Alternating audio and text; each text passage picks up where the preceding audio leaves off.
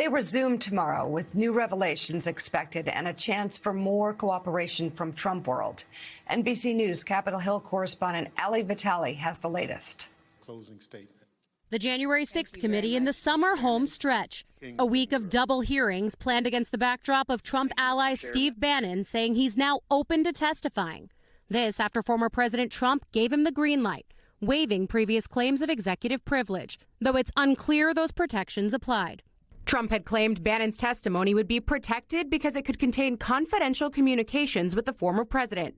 The committee disputes that protection applies. But now, perhaps frustrated with the televised hearings as witnesses continue to come forward, Trump changed his mind. It's an abrupt about-face for a previously defiant Bannon, who's currently facing steep fines and jail time in his criminal contempt of Congress trial. The committee looking into Bannon's actions in the lead-up to January 6th.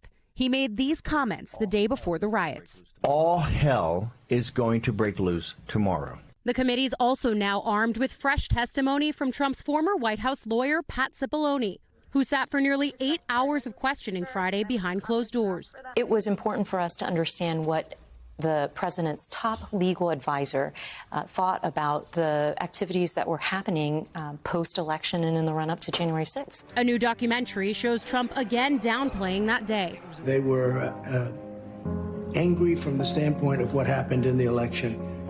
Because they're smart and they see and they saw what happened. The committee will also continue to focus on Trump's role, though much of the Republican Party is still rallying around the former president. And a recent poll now showing more Republicans consider January 6th a legitimate protest than a year ago. And the hearings have made the Republican face of the committee, Liz Cheney, a controversial figure in her own party. But the conservative congresswoman now becoming popular with some Democrats. Top Democratic donors are now backing Cheney, who's in a tight re-election battle, telling the New York Times even though they don't support her policies, they appreciate her defense of democracy. You know, it's fascinating, isn't it? Thanks so much, NBC's Ali Vitale, with that report. We were just talking about why Americans don't trust Republicans. We have these quotes, be there, it will be wild. That was Donald Trump talking about January 6th. It will be wild. Steve Bannon saying all hell is going to break loose. And the majority of Republicans in America saying that January 6th was legitimate political activity, that riots, legitimate political activity. This is a party that's getting smaller, or at least the last time I checked, the last numbers I saw showed the party is getting smaller. It is getting more extreme. It's getting more insular, and they're turning in on themselves. And so I sit here, and I'm just like you. I'm looking at these numbers, go, how could Joe Biden's numbers be so low, and yet he's still beating Donald Trump? Well, just think about it. Those suburban voters in north of Atlanta that voted for Trump in 16 but voted against him in 20 because he was too crazy, because his Republican Party was filled with too many wackos and crackpots, he's only driven them further away. He tried to overturn an election on January the 6th.